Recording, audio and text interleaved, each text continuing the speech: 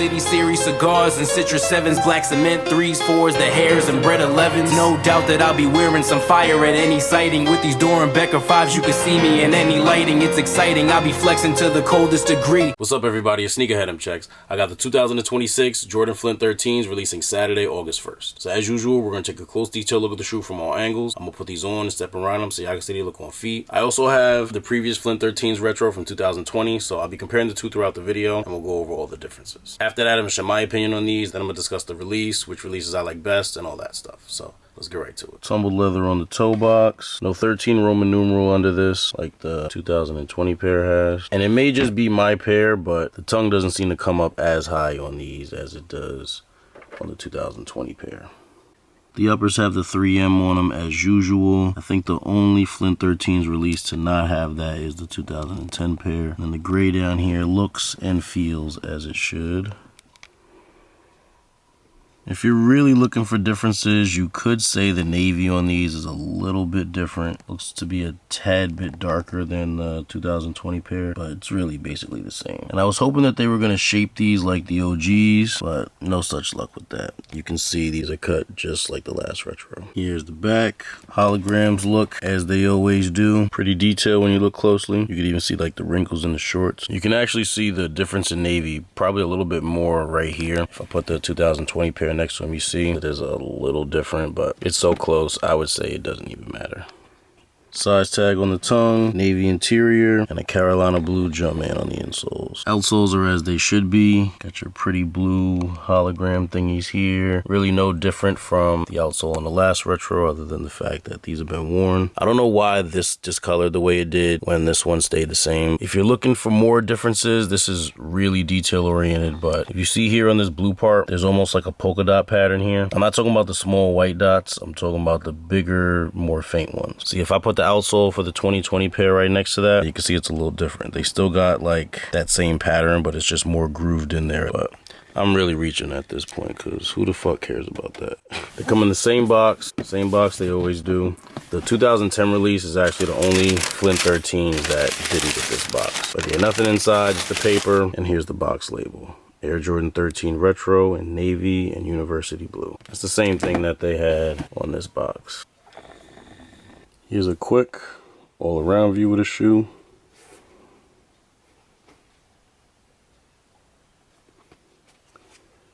Alright, now let's see they look on feet. I'm everywhere, if you see me shouldn't be a surprise. Christmas lights in December shit, we really outside. Good denim on my jeans, got a myriad designs. A suede on them goes perfect with a mom on your father. I don't trust nobody, so I really confide. People see you getting lit, they wanna be at your side. That's where they been. So in comparison to the previous retro from 2020, the 2026 Flint 13s have a slightly lower tongue, thicker laces, a very slightly darker shade of navy, but it's really pretty much the same. And no 13 Roman numeral under here like the 2020 pair has. That might be the shortest list of differences I've ever done on a comparison review. And the things that were different are so minor, like the shade of navy. I don't know if you look really, really closely, you can see it, but like at first glance, I'm not able to tell that difference. I have to look so close, like it really might as well not even matter. The tongue looks lower, but I feel like when you put them on feet, it low-key looks just as big as this one does. Maybe not, but that's also not a major difference. It's more noticeable from right here than probably any other difference. Not that the laces aren't noticeable, but I feel like that's something you kind of got to look for. Like if I didn't say it, would you have really noticed that they was thicker? I'll tell you, with the laces, you notice it more like when you tie the shoes or untie the shoes or whatever. And then once you see it, it's almost like you can't unsee it, but yeah. And this little thing under here, like I was honestly just looking for differences because that's like,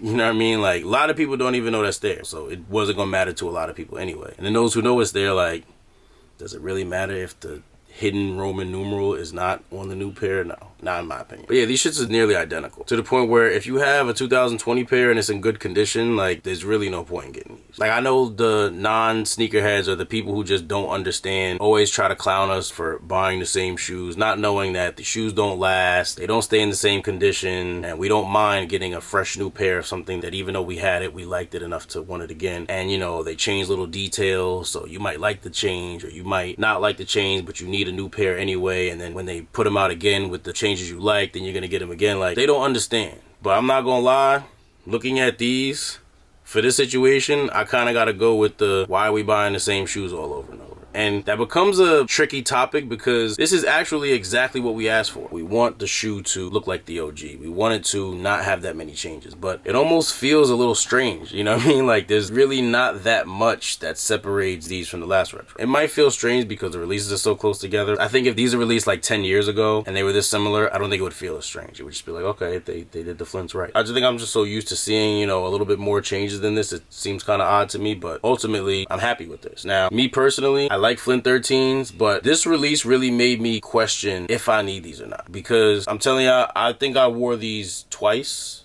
I want to say once, but they just look like they was more than once. But I might have worn once. It was once or twice. So I'm thinking like I paid $190 for these 6 years ago, wore them 2 times. You know what I mean? Like I just paid $95 per wear. And now they coming out again and it's like, oh, Flints are coming out again. And I'm like, damn, didn't they just come out? Nah, they didn't just come out. I mean, it was only 6 years ago, but damn, I didn't even get to wear mine. You know, so when I think about it like that, it's like, am I wasting my money on these? Because, you know, it's always nice to just have them if you want to wear them. But like, if I'm gonna wear them 2 times in a 6-year span after paying basically $200 for them, like, do I really need them? But at the same time, it's like, these are Flint 13s. I feel like even if I don't wear them a lot, they're nice to have in the collection just in case I want to wear them one day. Especially when I have a shirt like this. I could definitely throw this on with some shorts on a calm day. And as similar as they are, if I had to choose between the two, I would go with the 2026 pair just because they have those thicker laces that I like. I feel like since the OGs, they never got the laces right on 13s, and this is probably the closest that I've seen to the OG. So I like that. And even though I only wore these twice, I don't know what I was doing, but there's like a little stain on my laces, which is nothing to just take them out, clean them, put them back in. But even if I did that, genuinely I do like the thicker laces better. And I don't know why I got a size 9 in these. 13s run kind of big, so the 9 might have just felt alright. But although I barely wore these, you know, I'm all about preference, and part of me does want to get these because I like them a little better. And I'll have a new pair, no stains on the laces. I have a 9.5, even though a 9 would be fine for these. But it's just like, do I really need that? Like, I don't know. So I'm most likely gonna sell my 2020 pair and keep these, but I don't know. I guess I'm gonna see what price I could get these at, because we know these are gonna sit around and go under retail. So if I could get them at a really good price, definitely gonna grab these, sell these, and probably barely wear these, but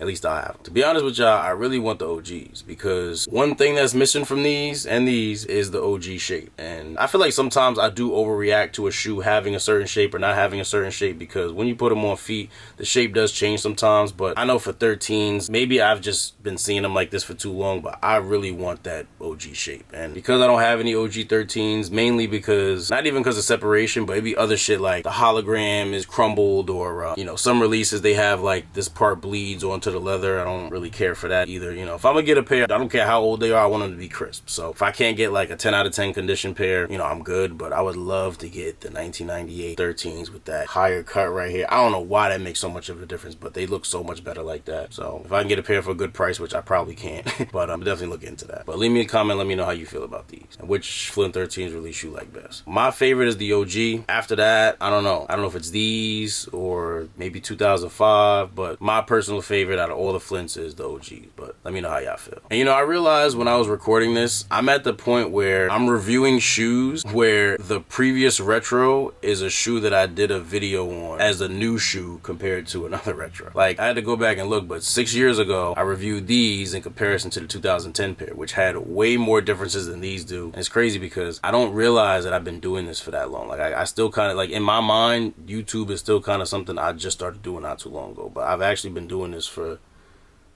damn, almost, wow. You know, part of me is like, damn, like, I feel like I should be bigger by now, but then part of me is also like, I'm still here, and, you know, there's a lot of opportunity for me still, and I'm glad y'all still here with me. But yeah, like I was saying before, these should not be hard to get for anybody who wants them, but probably end up going under retail. So if you want them and want to save some money, wait around, cop them for, you know, one something. And what's funny about that is, I was watching my old review on these. Now, keep in mind, that was 2020 pandemic times, where the sneaker aftermarket was fucking bananas. But I was talking about how these gonna resell for like $250, $300, and I'm listening to that like, damn, was people really paying $250, $300 for the Flints back then? Not that that sounds crazy, because it's Flint 13s, and if you've been in the sneakers as long as I am, you've seen when these iconic OG colorways were really getting their flowers. But now, just 6 years later, and that's what's funny, I feel like these just came out, so I'm over here in my mind like, damn, we just got the Flints. But the way the market's changed in the past 6 years is crazy, because no way in hell these are gonna do anything like that. These might go for half of that, you know what I mean? Let me just clarify, because I might have just been off of my prediction, but let me see. Because at at first I was like, what am I talking about? But then I thought about how times was back then, and I'm like, nah, you know what? It's probably right. Oh my gosh, yeah. I said 250, 300. I'm looking now. Yeah, they were selling for 280, 270, 290. God